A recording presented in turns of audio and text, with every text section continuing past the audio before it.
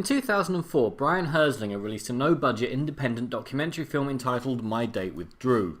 It had a simple premise. With $1,100 he won on a game show and a camera that he had to return in 30 days, he was going to get a date with Drew Barrymore. It's a film you either love or spend wanting to file restraining orders on Barrymore's behalf, and Herzlinger himself has gone on to a career in directing things that are either on PureFlix or don't even have Wikipedia pages. I mention this forgotten film because, much like the people making Killing Hasselhoff, they got lucky with their choice of star. It's hard to imagine many stars beyond Barrymore agreeing to be in My Date with Drew, and it's near impossible for me to imagine anyone but Hasselhoff agreeing to go within 1,000 miles of this thing.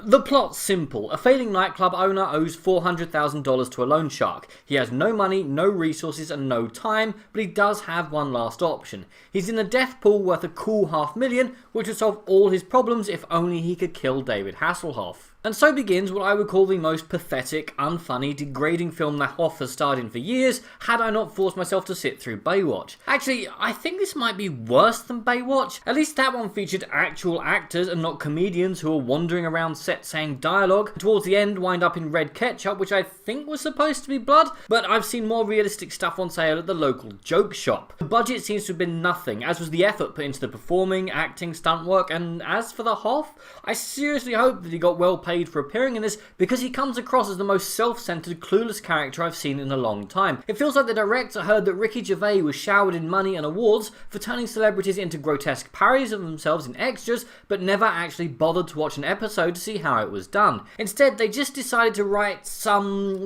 lines on a page that people would then speak. I simply can't bring myself to dirty such words as script, dialogue, acting, director, or anything that insinuates that this has a higher production value than any number of actually funny no-budget films you can find on YouTube. Given that this film has a truly pathetic 80-minute runtime, you might think this was a lean, mean film. All filler, no fat, nothing but the good stuff, right? My poor, sweet, innocent summer child. You truly know nothing. Every scene is padded, several could be removed completely, and one subplot about a man being locked in an asylum after becoming obsessed with a man his girlfriend's been messaging online could have been removed completely and spared me 5 minutes. 5 wonderful, precious minutes where I wasn't watching Killing Hasselhoff. Ah, good times. Back to this thing. As you'd expect, the jokes are stretched, obvious and forced and offensive, with every stereotype featured and raised. Now, I did smile a few times, but not as many times as I hit pause on the DVD to watch 5 minutes of Blackadder Goes Forth in a desperate attempt to restore some brain cells. This seems like a thing written by and for sea squirts, a creature that uses its brain only once to find a suitable resting place and then digests it. But Killing Hasselhoff is something new, a movie so dumb that it seems to have been written not only for sea squirts, but by them. And here was me thinking that the Hoff preferred scripts written by higher life forms such as mackerel.